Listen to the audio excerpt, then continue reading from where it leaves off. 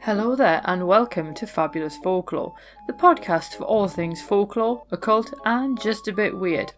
I'm your host Icy Sedgwick, blogger, fantasy author and your guide into these rather mysterious realms. I've got some rare things to show you, so come on in, take a look around, but be careful not to touch anything. These things sometimes bite. Well, hello there and welcome back to Fabulous Folklore with me, your host, Icy Sedgwick. I always say welcome back as if I'm assuming that you're a return listener, and if you are, welcome back. And if this is the very first episode you've ever listened to, welcome. This week we are going to the Cornish tin mines to meet the Knockers to round out our little theme that we've been doing this month of the folklore of kind of wild and forgotten places. And you might think a tin mine doesn't really have the same kind of cultural cachet as somewhere like Dartmoor or the Northumberland Hills, but really when you actually think about it, tin mines are pretty harsh and inhospitable places in and of themselves. So we're going to have a look at the Knockers and we're going to find out who they are, what they were for, and basically how they then also emigrated to America. But before we have a look at all of that, and we are going to get to know them quite well throughout the duration of this episode, I should point out that they are considered like a form of little people, along with things like leprechauns, brownies and pixies, but they're very specific. And some people actually think that they were the earliest inhabitants of Wales, who then taught the art of mining to the Britons. Despite this original Welsh association, they are more closely associated with Cornwall. And bearing in mind, tin mining in Cornwall is about 4,000 years old. And there is evidence that the Cornish traded tin with the Romans. So we're looking at a really long period of industry, essentially, in the form of tin mining in Cornwall. And we're also looking at the corresponding belief in the Knockers. And as I say, they do emigrate to America eventually. Spoiler alert. And so that's the context of what we're looking at. So bearing in mind, some of the things that we look at on this podcast are sometimes relatively recent, or they only have like a couple of centuries provenance or whatever. But as I say, tin mining, 4,000 years old. So one of the older activities that humans have really done in this country in terms of like man-made industry. So it's quite interesting to see how this then ties into the folklore. So what are the Knockers and what function do they perform? They are also known as the Knacker, the Bucca, I've probably pronounced that completely wrong, but I don't speak Welsh, or the Tommyknocker. Obviously the Tommyknockers you'll know from Stephen King. And the Knockers basically come from similar origins as things like brownies and leprechauns, and legends claim that they are only 2 feet tall and live underground, obviously hence mines. They do dress like miners and they sometimes steal unattended food or tools. Now you do have to bear in mind that mining was incredibly dangerous work. You've got poisonous gases to deal with. Some of the mines actually also yielded arsenic, which is incredibly poisonous to humans. You'd have pools of water to deal with and obviously frequent collapses as well. So you've got plenty of hazards to be dealing with on a daily basis. It does kind of put your average rubbish office job to shame somewhat. And obviously if you've ever watched Poldark, particularly the new version with Aidan Turner, you'll know exactly how perilous Cornish tin mines can actually be. So naturally, miners will be constantly alert to any of these dangers, particularly the sounds of cave-ins. So creaking earth or timbers would probably strike fear into their hearts because you would know, you hear the creaking, you know what's going to come next. And such knocking was attributed to the Knockers. Now, according to some legends, because there are differences, the knocking came from the Knockers actually attacking the supports to bring the ceiling down. And these ones are quite malevolent and they cause more than simple mischief. Like these are malicious, they want to cause harm. And if you enjoy reading Gothic fiction, I highly recommend Laura Purcell's novel Bone China because there's definitely something creepy living in some Cornish caves in that one. But, and this is the far more common one that I've found, the knocking is actually a warning of an impending cave-in. So while these spirits might quite like practical jokes like, hiding your tools, they do take the safety of the miners very seriously. So they knock and it alerts miners to danger so they can then leave unsafe tunnels before there's a cave-in. And these knockers might even appear in front of miners that they liked, and miners would leave a part of their dinner, which was obviously usually a Cornish pasty, for the knockers. But some people don't actually believe that the knockers are part of the fairy folk, and in these legends, the knockers are actually the ghosts of those lost in tin mine accidents. So these helpful spirits pass on warnings, obviously because they don't want to see someone go through the same thing they did, and the miners leave the last part of their pasties as a thank you for their protection. And these spirits basically stop miners from suffering the same fate they did. Now, there are quite a lot of stories of ghosts in tin mines, and there's one called the Wheel Roots Mine, which has actually been renamed to the Poldark Mine to cash in on the success of the TV series. And it was most active between 1720 and 1780, but it was largely abandoned by the 20th century.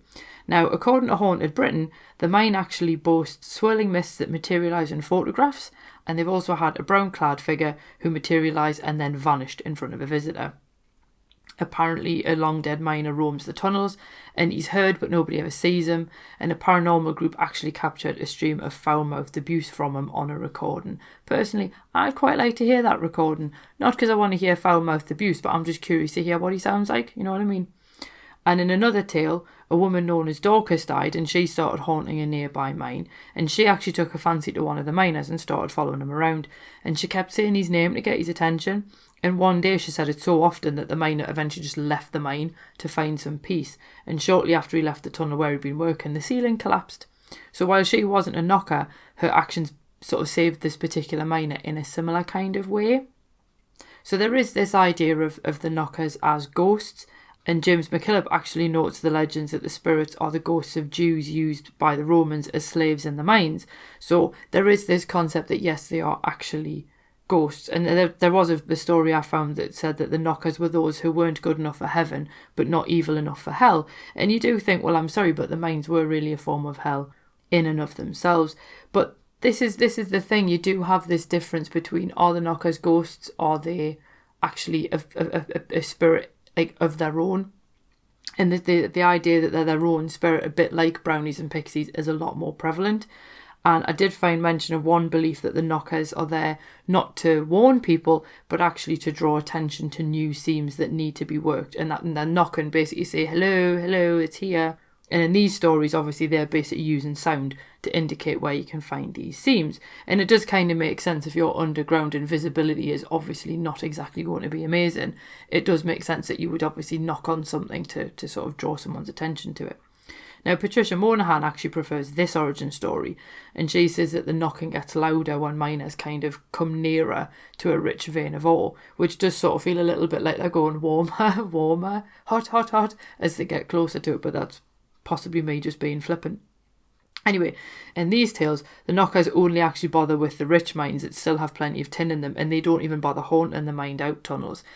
And according to the Seek's Ghost website, a man bought a house in Cornwall, as you do, and he kept hearing noises that sounded a bit like footsteps on the stairs. So obviously he was asking his servants who was making the noise, and they were saying it wasn't them, it was actually the knockers.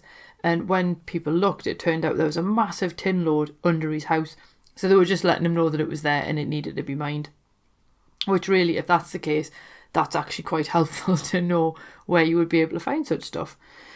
Now, the legends, as I say, they do contradict one another as to where the knockers come from. So obviously no one knows if they're ghosts, no one knows if they're a specific type of pixie, but they do have common points, because miners just did not whistle in mines for fear of offending the knockers, because the knockers just hated whistling. But you were allowed to sing in the mines, that was acceptable. And I think if you've ever heard like tuneless whistling, you can absolutely understand why the knockers wouldn't like that. Now, Monahan also notes that the knockers hated crosses, so the miners wouldn't wear them, and they didn't leave their tools in a makeshift cross when they left for an evening. And they also took care never to speak ill of the knockers, because of the fact that they thought they might upset the little people and they might then actually cause accidents, which sort of leads us back to the slightly more malicious ones that like are knocking to bring the supports down. However, if you ever heard knocking outside of a mine, it was a sure sign of impending death, and there are tales of clerks and so on hearing knocking when they're sort of standing outside, so they're not even underground, and the person who hears the knocking can often be the person that then dies soon after.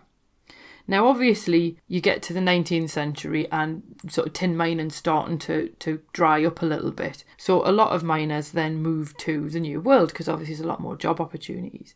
And Welsh miners moved to Western Pennsylvania in the 1820s, and obviously, as with any group that moves to a new land, they took their stories of the knockers with them. They then told their new co-workers all these tales about stolen tools and helpful warnings and so on. And the Cornish miners went to California, and they took the legends there. Their mining abilities were so sought after that mine owners actually paid their boat fare to bring more Cornish miners into the area. But they obviously brought demands of their own with them because they realised how valuable they were, and these Cornish miners wouldn't enter new mines unless managers assured them that the helpful spirits were present in the first place. And in America, the Knockers then became the Tommyknockers, which, as I say, takes us back to Stephen King's sort of creepy novel. It's just a bit of a shame that he kind of goes off in a completely different direction with it, but there we go. Now, according to Ronald James, the belief in the Tommyknockers in Nevada actually lasted well into the 1930s, whereas the corresponding belief in Cornwall had died out by 1900, and some miners actually made statues of the spirits out of clay and then left them in the mines to guard the tunnel sort of when they weren't there. And even as late as 1956, a large Californian mine closed down, and descendants of the original Cornish miners actually asked the owners to free the spirits so that they could then go and work elsewhere. And weirdly, the owners actually agreed to that. So you can only wonder where those Tommyknockers ended up. And I really do think that that is a supernatural sitcom waiting to happen. So if Netflix would like me to write that for them, I'd be more than happy. But nowadays, the Tommyknockers generally only appear in branding, and they are actually used for a beer brewery in Idaho Springs in Colorado, and there's an image of that on my website. Now, are the Knockers still there? Is the big question, I guess. And obviously, it's beyond the scope of this episode to really discuss the truth behind them. And if you're being pragmatic about it, maybe the miners just simply learned to listen for the telltale creaking of a roof on the point of collapse. And obviously attributing that sound to protective spirits would make working in such hellish conditions way more bearable. Because obviously this is a period before we got workers' rights, before we had trade unions. People were just generally used as labour. Literally, they weren't probably treated as actual people. So obviously if one miner, if anything happened to him, it's fine, we'll just get another one, was generally the idea. And again, if you watch Poldark, you can see the huge difference between the way Ross Poldark treats these miners compared to the way someone like George Warlegan treats them. So obviously if you're working in this era where you don't have someone looking out for your best interests, thinking that the Knockers were at least looking out for you, it gave them some sense that somebody was actually interested in their safety. And perhaps spirits really did reside in the mines, and they were on the lookout for impending disaster, and maybe they just borrowed the tools out of boredom, or they did a little bit mining of their own. It's obviously, there's no way of knowing for sure. What's fascinating about them is they're this remnant of superstitious belief that lasts well into the 20th century.